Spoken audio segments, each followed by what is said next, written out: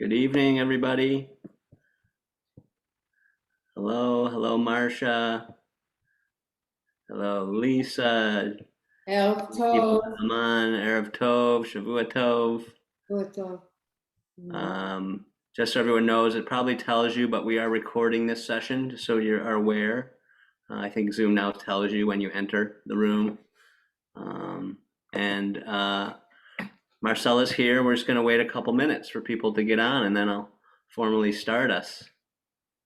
While you're here, while you're waiting, we'd love to see in the chat your name. If you are a CBS member, how many years you've been a CBS member, and if you wish, a word or two about why you decided to join this experience at 7:30 on a Sunday evening.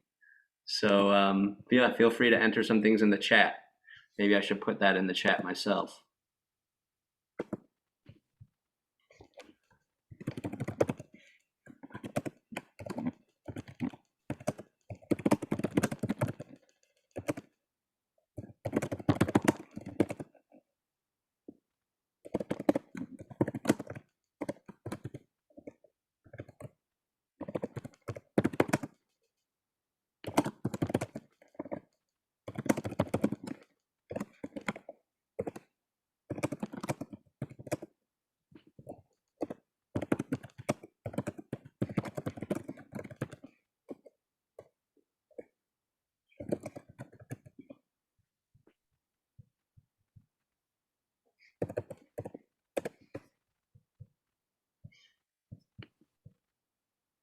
Okay, so I just put in some things to do if you can while you're entering the space here is put your name, if you're a CBS member, how long, and if you wish, a few words of why you decided to come to this Include speaker series.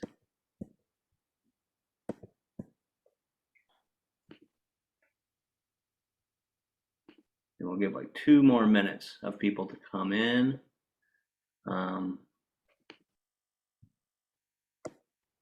And we'll get started.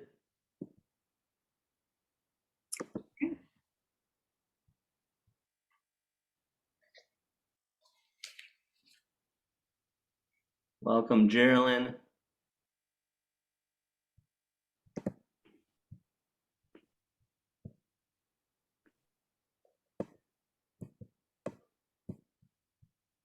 Anyone else?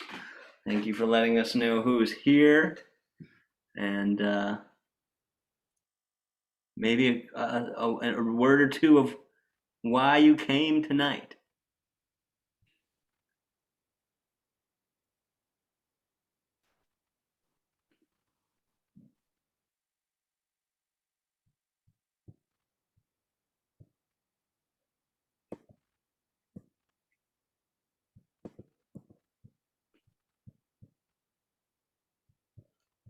Okay, I think we shall get started.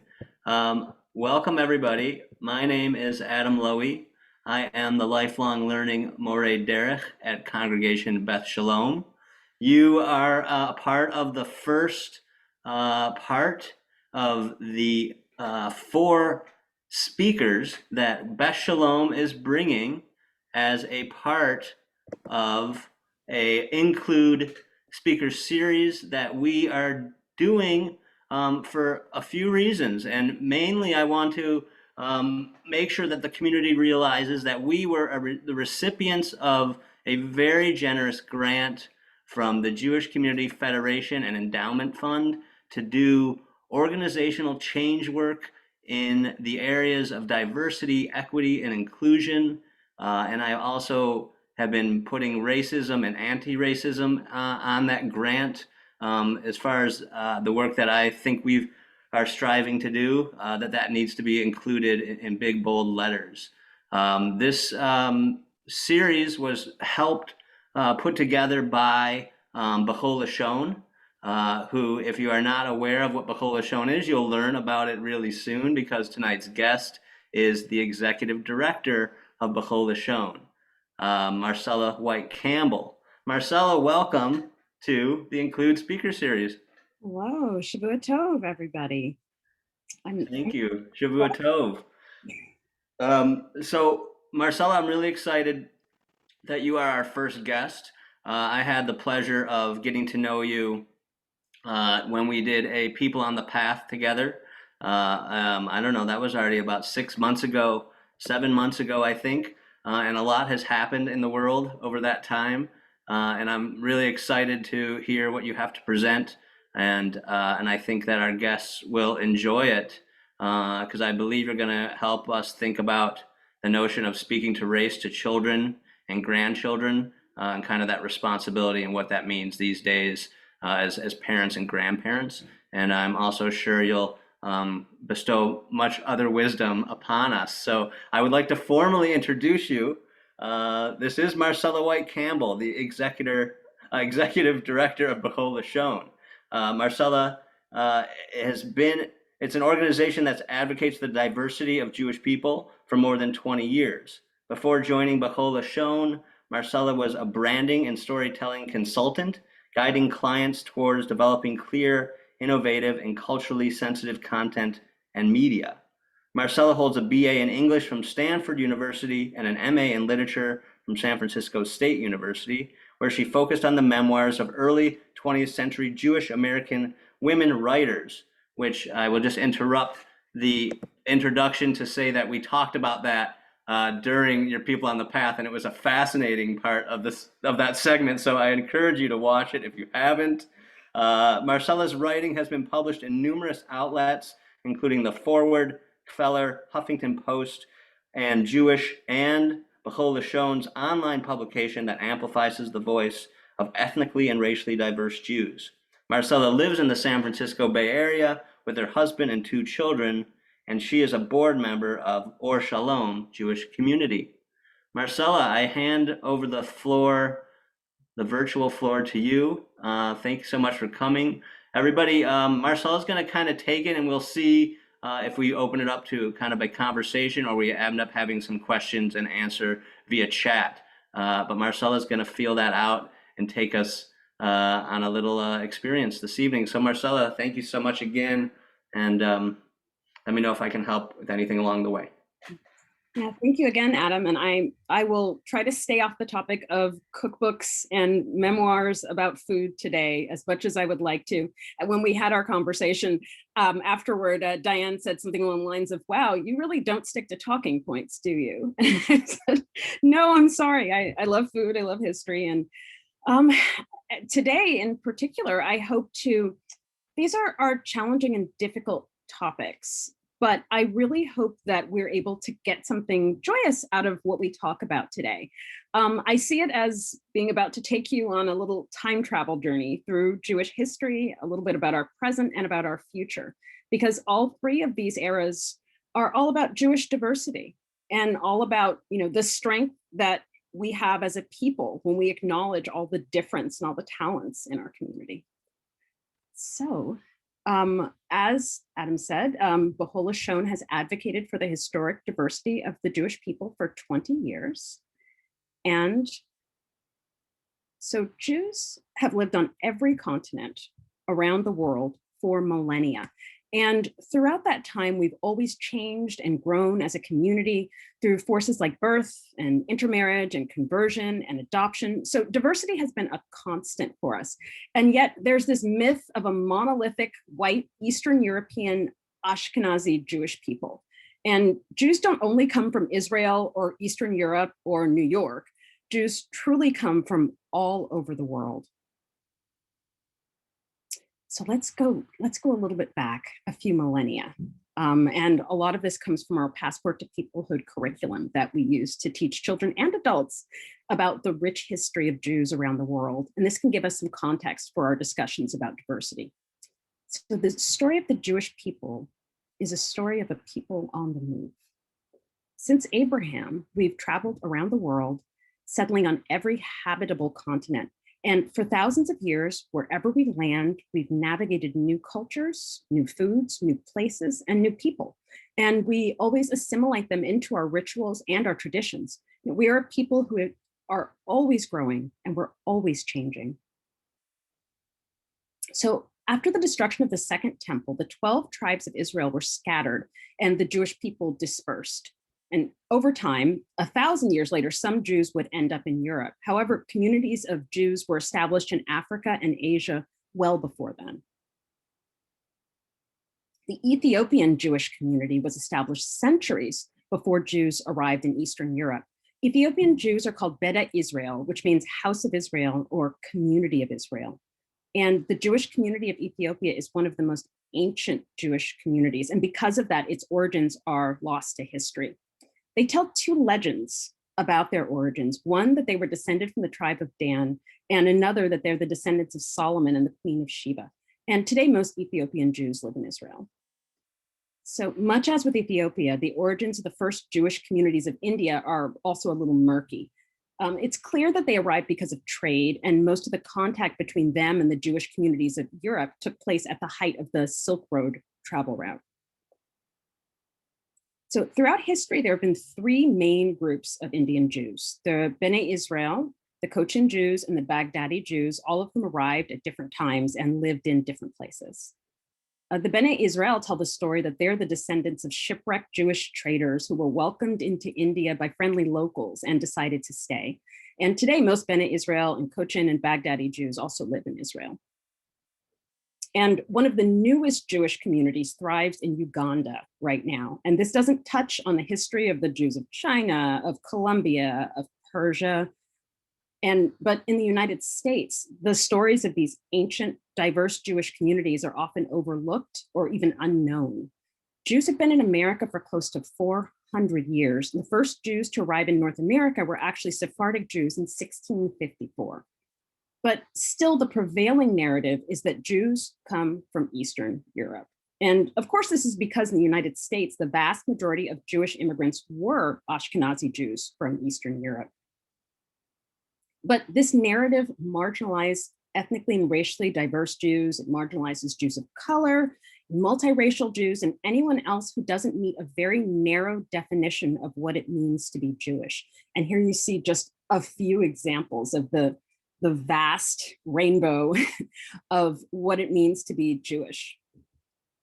So we have worked against this narrative for 20 years, and we strengthen Jewish identity by affirming the racial, ethnic, and cultural diversity of the Jewish people, by amplifying the history and perspectives of diverse Jewish communities whose stories often go untold, particularly in the United States. And when we do this, we show them that their stories belong in the greater Jewish narrative. And we also show Jews who have been told that they don't look, sound, or act Jewish, that diversity is an essential part of the Jewish experience. And I am so pleased that after me will come these great speakers and these exciting rabbis who will come to speak to you. Rabbi Gershom Sizomu from Uganda, Rabbi Jacqueline Mates-Mnuchin, who is a local rabbi, and Rabbi Juan Mejia, who is a Colombian rabbi, all of whom will give you their stories and complicate that narrative of the Jewish people. So Be'chol Lashon is a Bay Area organization first and foremost, even though we've become a national organization. And we were founded 20 years ago by Gary and Diane Tobin as a grassroots initiative for Bay Area families of ethnically and racially diverse Jews. And today we're a nationwide organization that focuses on celebrating Jewish diversity through education, community outreach, and diversity training. And Be'chol Lashon has been groundbreaking in raising awareness about diversity within the Jewish community, and especially amplifying the voices of Jews of color in mainstream Jewish life. In 2020, for the first time, reckoning with racism in and outside the Jewish community truly took center stage. And inspired by the massive nationwide movement that arose in response to the murder of George Floyd, more Jewish institutions than ever before vowed to bring change into Jewish schools and synagogues, camps, and federations. And Be'chol Lashon was founded in part to make the case that a focus on racial and ethnic diversity is an essential part of a comprehensive Jewish education. And we felt over the past year that in some ways the case has now been made, and that leaves us with an unprecedented opportunity for real and lasting change. With that in mind, we've focused on 4 initiatives, some of which you've experienced over the past several months. We educate the Jewish community to serve a Jewish population that, as you will see, is more ethnically and racially diverse than it has ever been. And you've just had a taste of that with the history of the Ethiopian and the Indian Jews, our Passport to Peoplehood curriculum. And we also empower Jewish organizations and institutions to engage with the current national conversation around race and diversity. And we do this through trainings and consultings. And we create publications, media, cultural events that reflect and accurately depict the ethnically and racially diverse nature of the Jewish people. And the reason is because it is so important for multiracial Jews, multi-ethnic Jews, and Jews of color to see themselves reflected in Jewish cultural spaces. And most importantly, of course, we provide support and community and leadership opportunities for Jews of color of all ages. And so we've made it through the millennia, and now this is where I come into the story. I will say, first of all, that this is an older picture of my family, but my son has requested that I stop using his bar mitzvah photo. So this is the one I have. So a bit about me. As Adam said, I'm a lifelong San Francisco resident. My background is in Silicon Valley, where I worked on startups, and that really informs my relationship to this work, because I believe that, first of all, I believe that innovation is essential to what we do. And a lot of what I'm actually sharing with you today, it's the first time that it's being shared, because we're always working on our material and talking about what's happening in the world. This is work that's living work. But another aspect of my experience in Silicon Valley that informs my work is that in both the Jewish community and the tech community, I was familiar with being the only, and all that that entails. The only Black person in a room, the only Black Jewish person in a room. And that's how I became connected to Be'chol Lashon in the first place. It was for my daughter. And at the time she was 10 years old. So as you can see, we're a multiracial household. I'm Black, my husband is white and Ashkenazi, and our children identify as Black and Jewish. And so, although I had resources for Black children, as someone who grew up Black in America, and I had resources for Jewish children, from our synagogue and from my research, I never found anything for children who held both identities. I really wanted my children to understand that Black and Jewish didn't have to be separate identities, that they were not inherently in conflict, but that Black and Jewish could be its own distinct identity. Now, my children were also often the only in Jewish spaces, just as I was often the only in Jewish spaces. And while I felt accustomed to it, it's hard to see your child grappling with that. It's hard to see your child being the only. And so I was lucky enough to find out about Camp Be'chol Lashon, which is and remains the only overnight Jewish camp for young multiracial and multi-ethnic Jews. And from then on, we were part of the Be'chol Lashon community. And my daughter, most importantly, was connected to a cohort of children who shared her identities, both her identities. And that first cohort of campers, they've grown up into young adults. In fact, they're our lead counselors, and they are able to draw on their experiences growing up as Jews of color to mentor younger campers. And, if you ever come across them, they are such proud young Jews of color, and they are absolutely forces to be reckoned with. And 15% of Jews under 30 are Jews of color like them, building vibrant and lively community together. Our Jewish present is a very tough one, but our Jewish future is so bright. And it must make space for young people to be heard and seen. And that includes that 85% of Jews under 30, that dark orange piece, young white Jews who are growing up in the most diverse Jewish generation in American history. In the past year, I've spoken to so many parents, grandparents, and educators about how to engage these young people in conversations to help contextualize the change that's happening all around them. We have to normalize talking about race and diversity in the Jewish community, and that includes in our conversations with children. So now we begin to step into the Jewish future. This all really starts with talking to children and adults about race.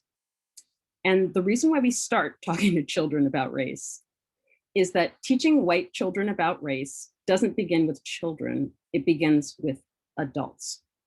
And for us to be prepared for our Jewish future, It's adults who are going to need to grow and change, because as you'll see, young people are ahead of the game, even very young ones.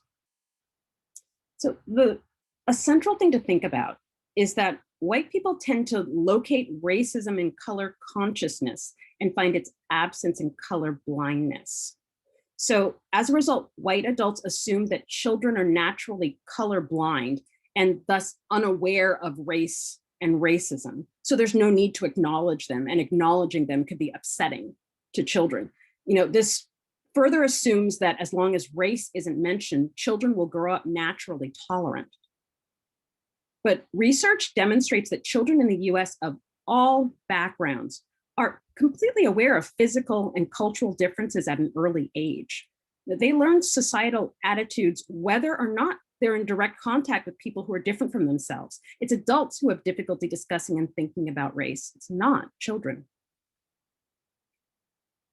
Going back, even 5 and 6-year-olds are curious about difference. They're aware of and exploring the meaning of their self and group identities, and that includes race, culture, and gender, and the societal messages around them. They're developing gender and racial constancy. They're interested in how people get skin color, which can be a great conversation to have. They can understand simple scientific explanations about skin color differences, because remember that children are often asking questions just from a place of pure curiosity. Sometimes that's all they want to know. Sometimes they literally want to know how people become brown. And there is certainly a scientific explanation for that. And they also show evidence that they're influenced by societal messages about their self and group identities. And already there with 5 and 6-year-olds, we begin to see the first signs of internalized superiority or internalized oppression. So whether or not these things are being discussed, they're happening. So when you deal with 7 to 9-year-olds, they're working on empathy, which is of course an essential skill in having these conversations. That's when the age when name calling based on racial and gender and class, disability, sexual orientation begins to happen. But they now have a greater capacity for empathy about the hurt that name calling causes. So this is a good time to be asking them, how do you feel about this? How do you think the other person felt about this? They can identify and critically think about the interpersonal dynamics of racism and sexism and classism and how to interrupt them. And they can understand the nature and harm of stereotyping. This is an age where if you've had a 7 to 9-year-old, you hear things like, that's not fair. And that's part of what they're learning is about fairness. This is a time where you can begin to talk to them about racism because they understand the concept. And so 10 to 12-year-olds obviously are more sophisticated because now they're capable of perspective. And so what that means is they're aware of differences in perspective between the dominant culture and their own group's culture. And they're very influenced by learned misinformation, by stereotyping, and dislike of other racial and cultural groups. But they have the cognitive ability to examine these more objectively if you give them new information. And they're capable of comparing and contrasting two different perspectives. So this is a more sophisticated level of empathy at this point. And one thing that's also interesting is that they are conscious of and often disturbed by contradictions between what significant adults in their lives, like family or teachers or religious figures, say and do about racial issues. So even if they're not saying anything, they are watching and they are learning. But so see, even if parents or teachers or other adults are silent about race and racism, children at every developmental stage are still trying to make sense of their experiences. And meanwhile, a staggering 80% of white parents of 4 to 7-year-old kids, just as an example, want to talk about race with their children, but don't. And that silence is powerful. It sends the message that race is a taboo topic. There are many studies about this. There was a study that found that even though 81% of white mothers believed it was important to have these conversations, only 62% of them reported actually doing so. And of those who said they did, fewer than 1/3 could actually recall a specific conversation or what was said. Meanwhile, as I can certainly tell you, Non-white parents are 3 times more likely to discuss race with their children. And the reason why is because at a very early age, the experience of being different in the United States and being a person of color is racialized. And the very construction of identity in the United States for them begins with learning how to deal with racism. And meanwhile, most white families don't articulate that they have a racial identity at all. And this is because American culture is centered around white norms. And that means that white people rarely have to come to terms with that part of their identity. And this is socialization. It has to be a conscious choice to confront that and begin to think about that. So one thing I would love if you could drop into the chat as we motor along is to ask yourself, how old were you when you first became aware of your racial, so not your ethnic identity, your racial identity? And if you have children, when did you first tell them what race they were? And you can hold that with you if you'd like in the meantime, but just think about, do you have an answer to this? And if you do, when is it?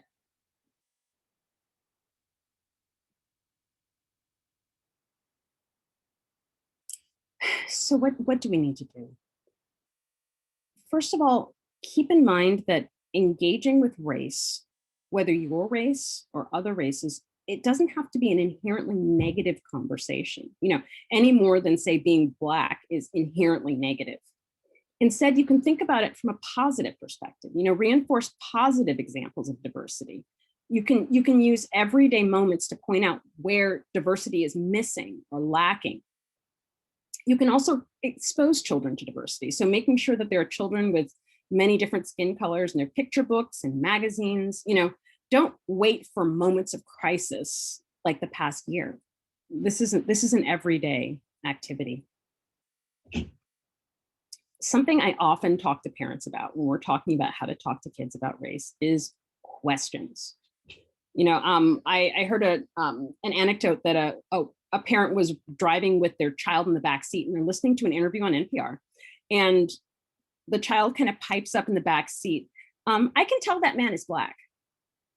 And the parent just freezes because he kind of has a sense that this is a potentially problematic question, but just never say that again. Didn't seem like an appropriate response.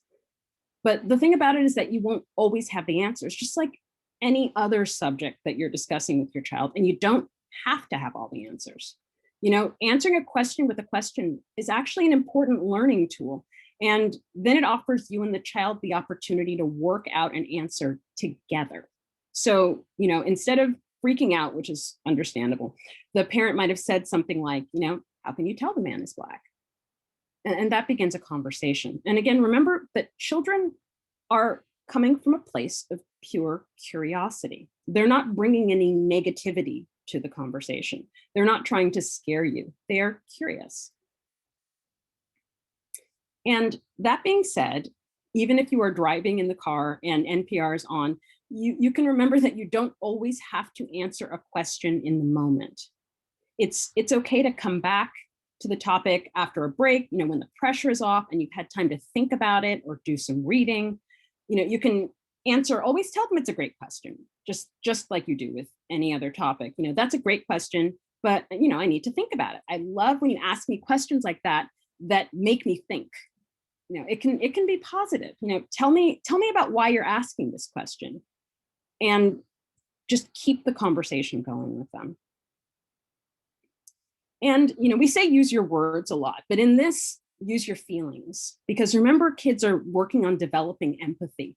So you need to allow for the potential for emotions to be part of these conversations. It's okay to ask them, how does that make you feel when they're having a question or when they're having a conflict? And important too, share how you feel.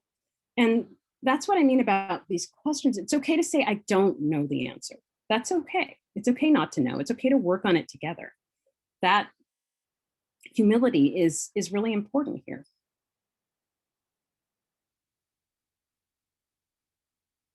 And as you can probably see, I'm going to say listen to children. Children overhear more than we realize, and they draw their own conclusions. So ask children what they know and what they have heard. You may be surprised by how much your children or grandchildren already know about these topics or have already worked out on their own, whether or not those things are true or not. And it will really give you a clear sense of what you have and haven't taught your child. It'll also show you the behaviors you've modeled and point you toward the kinds of resources you might need. So again, be open and honest when you don't know the answers, but also listen to what the children's answers are. And I will say before we go on that in the past year, and of course I have older children, I really have learned a lot about the world and about 2020 by listening to my children. And I've had to be humble and allow them to teach me, because they have such a unique perspective on what is going on that helps me to grow as a person, helping me with terminology, helping me with the background on stories. This is a conversation. This is something that you and your children can do together, and it is valuable, even with the youngest child. Just seeing what kinds of questions they ask can help you to go away and think about something from a more adult point of view, and learn something yourself, or see a deficit that needs filling. And so about these questions, so how else do we work toward creating an environment of curiosity and openness around diversity and race so that you can be having these questions, these conversations? And what can we do to encourage anti-racist attitudes and healthy racial identities? We can start with a Jewish framework that we have for having these conversations. It's the most accessible, the 4 sons or 4 children whose questions we answer at the Passover Seder. Isn't it wonderful that we have Jewish wisdom at our back at any time that we can lean on? This is just another example of tough questions. This is not unusual. We wrestle with questions all the time as a people. And it's helpful now when we're bringing ourselves back to the conversation as adults to realize that sometimes we can identify with one of these children ourselves, and it can help us know what we need to work on, in terms of our knowledge of racism, our knowledge of diversity. The big one for me is often the child who does not know how to ask, people who don't even know where to begin. Many people are afraid of asking questions, and it's because they're afraid of making a mistake or offending someone. And so they sit there with their uncertainty and don't get anywhere. And so one of the ways to begin learning is to cultivate curiosity. So this is about being in a state where you are ready to learn, and you're observing, and you're open. The wise child can work to understand how racism and discrimination work and how to combat them. If you're ready to work, the wise child is ready to read, is ready to work, is ready to think. And at that point, you can think about reading and learning and working together in consciousness raising groups and study groups. And for the simple child who doesn't know and wants to know more, we can start with identity exploration. So start with yourself. You can foster knowledge and pride about racial and cultural and ethnic identity, as well as appreciation of other racial and cultural and ethnic groups. And so for the wicked child who is pushing back and saying, why do we need to learn this? Why do we need to know these things? We can recognize for that child that we model attitudes and behavior verbally and non-verbally, even if we're not conscious of doing so. And we can realize that we teach children by commission and by omission. The Jewish people thrive because we are a diverse people who adapt and we grow. We ask questions and we're willing to learn from our mistakes. If we return back to the history of American Jews, you had Sephardic Jews who arrived in the 17th century from Spain and Portugal. You had German Jews who then were a wave who arrived in the 19th century. And then you had Ashkenazi Jews coming from Eastern Europe in the 19th and 20th centuries. And at every stage, in every century, new groups had to contend with established groups. Both groups had to negotiate unique traditions, observances, liturgical melodies, recipes. And with each successive wave, different groups move to the forefront and take the stage. And what that means is that American Jewish life keeps changing and growing and becoming richer. I really so appreciate having had this conversation with you.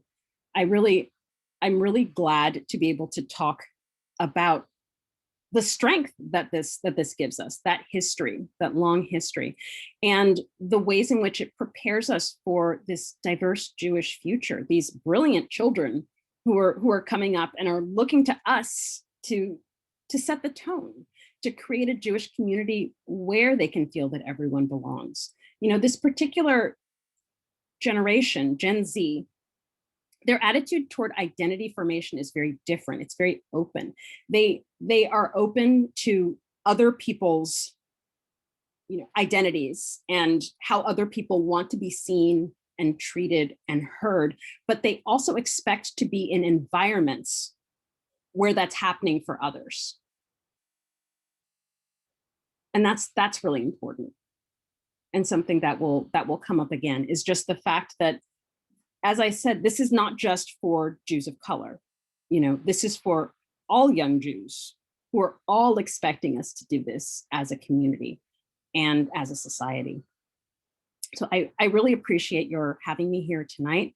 And, I look forward to being in conversation, and let me know if you have any questions or comments.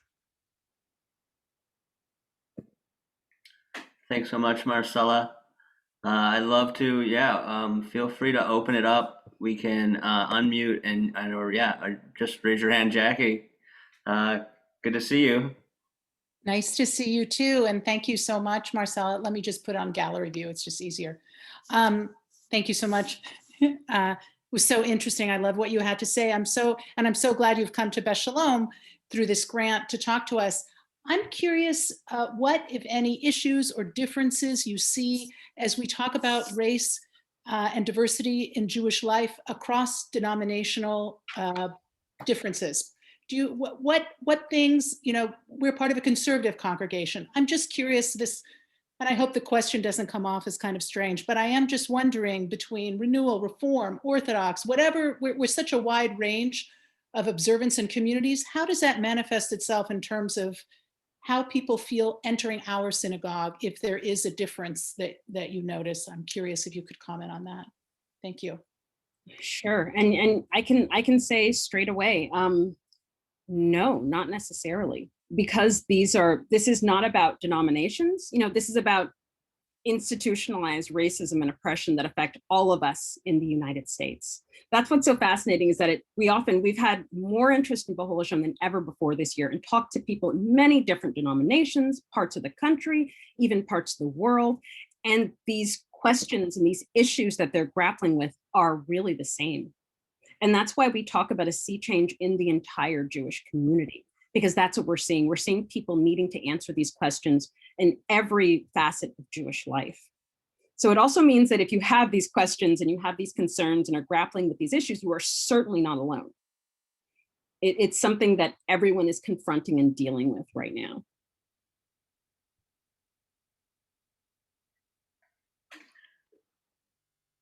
Yeah, I will say that I was as a part of the DEI grant, I was Beth Sholom, and I representing Beth Sholom kind of throughout the process, was a part of 13 other organizations that received grants to do this work across the Bay Area. So all kinds of synagogues, JCCs, and many independent organizations, some of them specifically Jews of color organizations that are also thinking about the work and doing the work as well.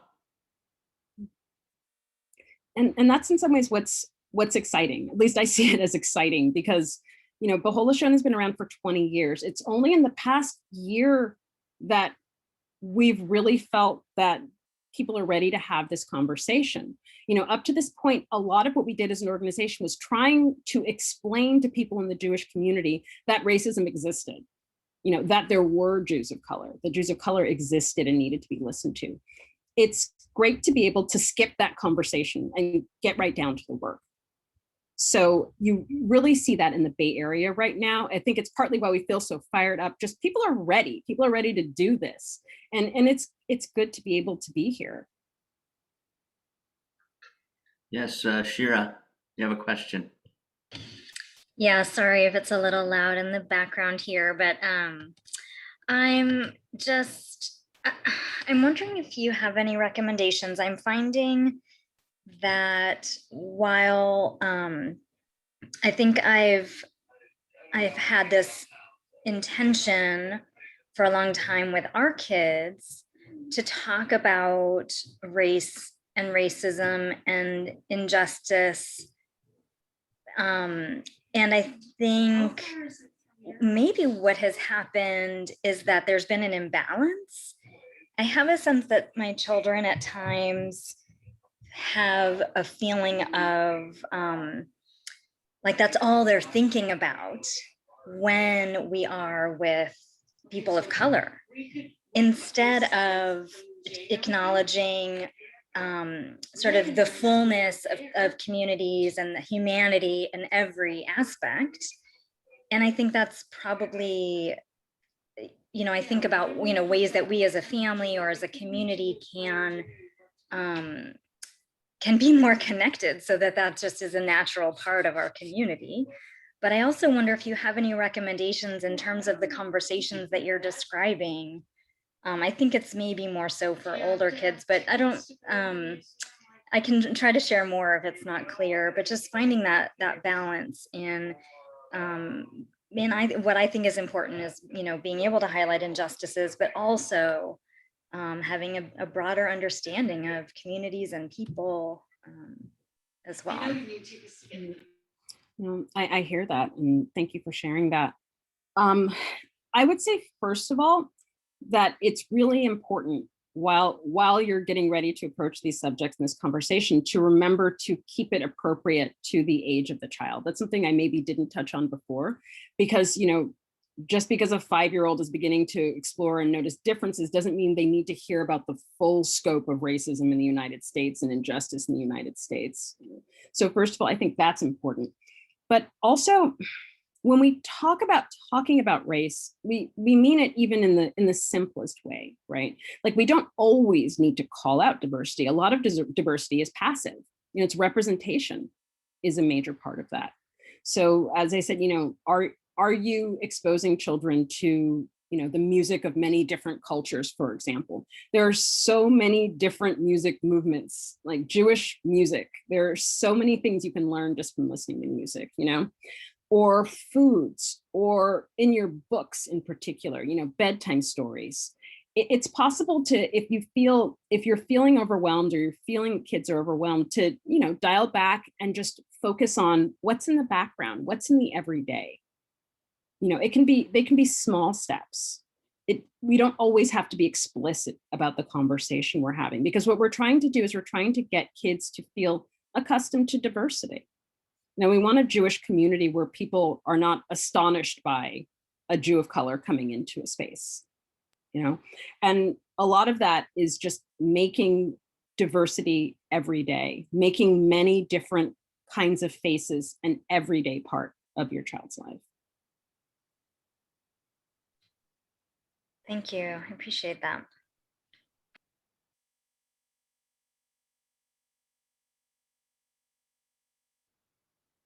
Yeah, thank you. I can say, as a parent, I definitely understand the need to, I would think about having a curriculum, like an informal curriculum. When you have a child and that they're about to start losing teeth, you might introduce books that are about, going to the dentist or losing teeth, or, they're eating too much junk food. So you might have books that just come into the house that are about eating healthy. This is the same kind of thing. It's just another part of being a person.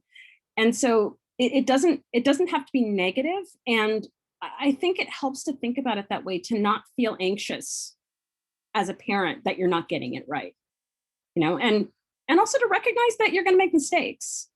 That's one of the hardest parts about this, I think, is people don't want to make mistakes, but making mistakes is part of it. You cannot learn. You'll tell any child that they can't learn unless they make mistakes. It's the same here. It's the same as we try to build this Jewish community that understands and celebrates difference, we have to recognize that we're not always going to get it right. But being committed to keep growing and keep going is what's important. You know, tikkun olam, we keep building, we keep trying, we keep repairing.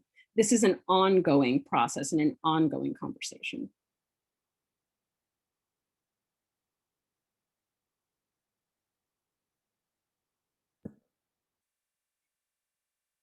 Anybody else have a question or a comment? Please feel free to unmute yourselves and do not be shy.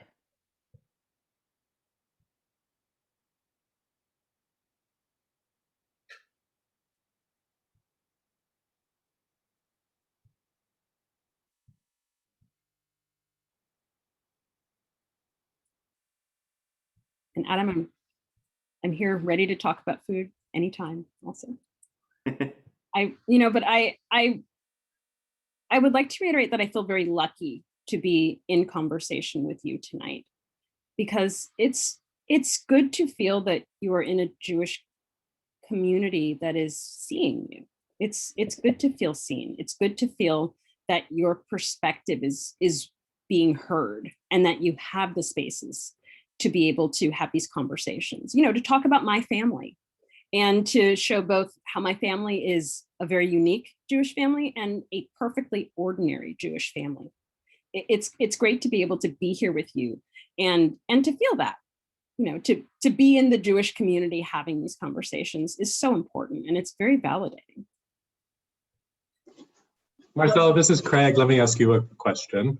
So I'm very involved in Camp Ramah, one of the other camps, and there's so many wonderful camps, Be'chol Lashon, Camp Tawanga. What would it take, and I'm thinking of our constituencies, and I don't think we have any, Jews of color amongst 300 or 400 campers every summer. Let me ask you personally, what would it take for you to send your kids to our camp or to another camp to help expand that diverse umbrella, at least at a summer camp level? That's a very interesting question. I think in part because Be'chol Lashon is one of many Jewish camps. You know, we have 1 or 2 weeks at the end of the summer, and many of our campers actually go to multiple camps over the course of the summer. They just, Be'chol Lashon is the thing they do at the end of the summer, and they see their friends, year after year.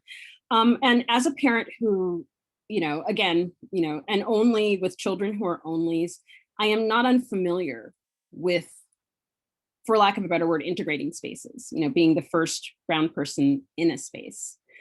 And I'm not unfamiliar with doing that with my children. We don't always have the luxury of looking ahead and finding people who look exactly like ours. So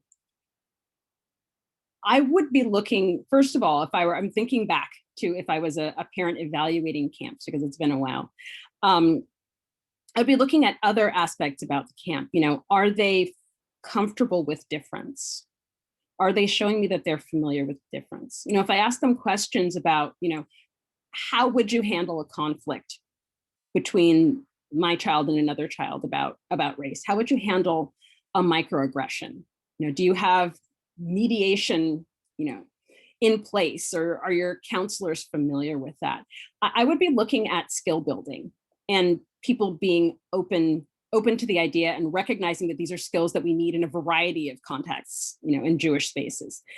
Just as an example, one thing that I've noticed about talking about diversity with campers and with Jewish camp, staff and counselors is the fact that because camps have to be ADA compliant and have to do so many physical things to change to be able to accommodate disability, it actually gives them a leg up in terms of talking about a different kind of diversity.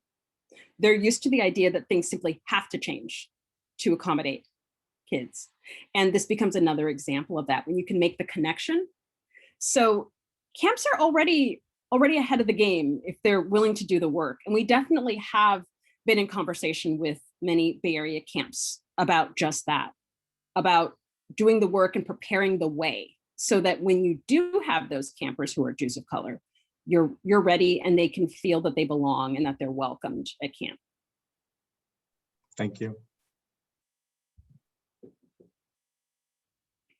Sure. And I'd like to brag and say that Be'chol Lashon actually was homeless, our camp Be'chol Lashon, until a few weeks ago. And we were able to actually get a space to have camp in Santa Rosa on a horse ranch. So I'm just spreading that news everywhere I can, because we really thought it wasn't going to happen this year. So I'm glad to be able to talk about Camp Be'chol Lashon, not in terms of history, but in terms of something that is alive and is happening this summer. And you held Be'chol Lashon camp virtually last year. Did you do some of that? Yeah, we did. It was our young counselors who showed us how to do it and ran it, and we just stood there, kept the lights on, and allowed them to show us how to make it a really moving experience.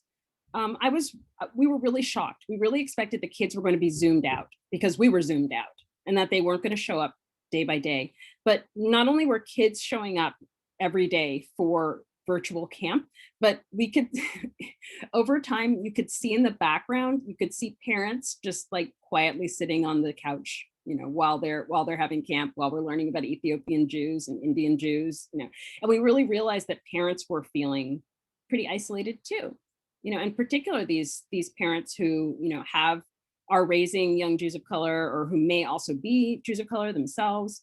And it really made us realize that we needed to work on community. And that's partly why we're so excited about beginning to open up now, because that's our heart. That's where we began, was community groups, was groups of parents supporting each other and learning about raising young Jews of color in the Bay Area.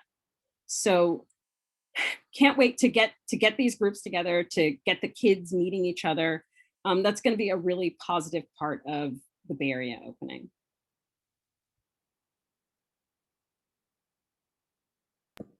Shira, you have another question or comment?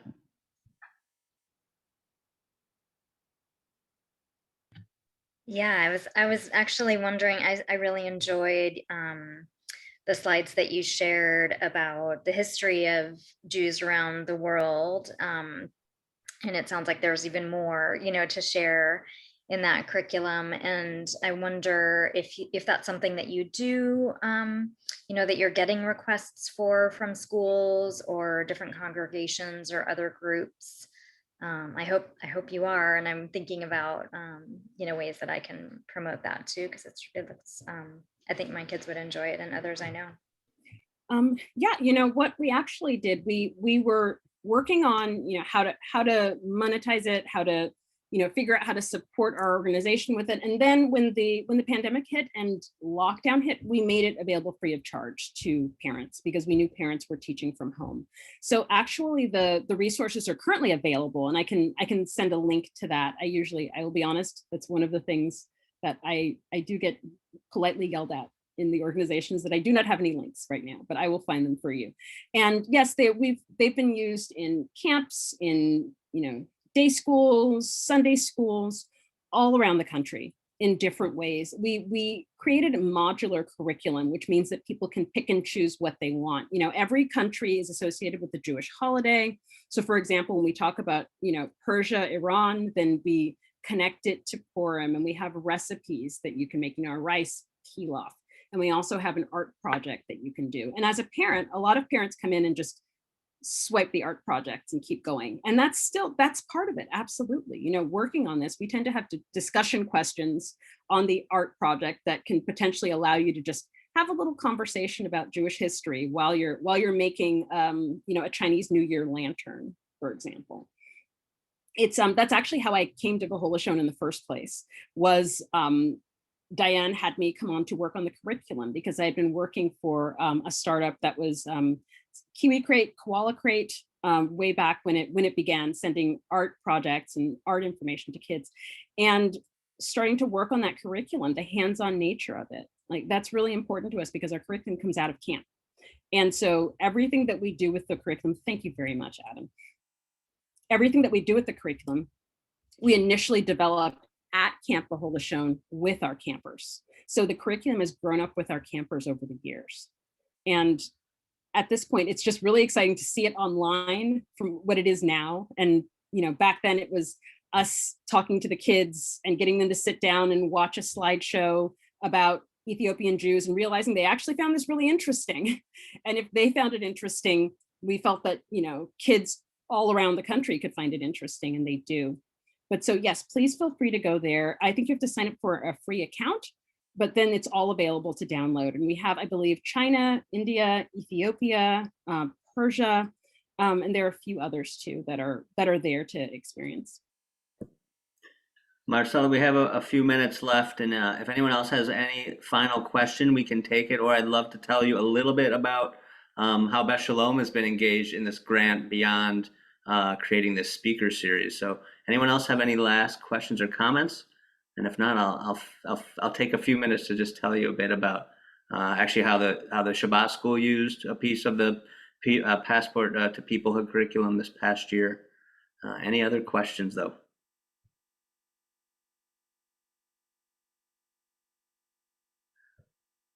Great. All right. So I'll just tell you briefly. As the Shabbat School kind of coordinator, let's say, as the person running it, I was actually alerted to Sigd, which was an Ethiopian holiday that happens every year, and that I actually must admit I did not know anything about until a parent mentioned if we were going to do anything about it at Shabbat School, and I reached out to Shechina Larks, who is from Be'chol Lashon, and has actually been the person kind of most primarily working with the staff on various trainings, assessments, and kind of work at really digging in personally to kind of your own experience and your own biases, your own assumptions about race and anti-racism, and what is our role as educators and people kind of and welcoming all to the community, and are we really doing that? So I reached out to Shechina, and she guided me to the SIGD curriculum, which was awesome and really, I think, illuminated a lot for the Shabbat School students this year, and just a beautiful festival to learn about. And yeah, I also wanted to just share that the board of directors went through a training process with Be'chol Lashon that was facilitated by Marcella and Shechina. The preschool staff and the Shabbat School educators all went through a training with Shechina as well. And it's really the beginning of work that we're planning to continue. And this is kind of our first attempt at doing some outward facing experiences for the community. So I wanted to just make sure people knew that this was happening every fourth Sunday evening for the next 3 months. And we have Rabbi Mates Muchin on July 25th. We have Rabbi Gershom Suzumu from Uganda on August 22nd, and Rabbi Juan Mejia on September 26th. It's all at 7:30 p.m. for us on Sundays. And Marcella, again, always grateful for your time and wisdom, and for I'm just always appreciative of how you pull back any kind of obstacles to engage in this work and in these conversations. And for me, that was a really big part of my learning process through this grant, was that you got to lean into the discomfort, you got to embrace this challenge, and that it's really critical to our responsibility for our children to talk about it, to listen, to ask more questions, and to follow their wisdom and guidance, because they have this opportunity and they have the skills to come from a different perspective. And so thank you so much for your time, Marcella. Everybody, thank you for coming. I wish you all a Shavua Tov. And Marcella, any last thing to say to us before we go? I would just say thank you so much. Just wonderful to be here in conversation with you. Awesome. Wish everybody a great week. Feel free to email me if anything comes up, you want to talk more, learn more about what's going on at Beth Sholom around this work, or you want to be involved in any of this at Beth Sholom, making sure that we are the place we are claiming to be, as welcoming to all, a vast part of our rainbow of Jewish people. So, Erev Tov, Shavua Tov. Tov, Thanks, Rabbi Russell. Thank you, Adam. Thank you. Thank you.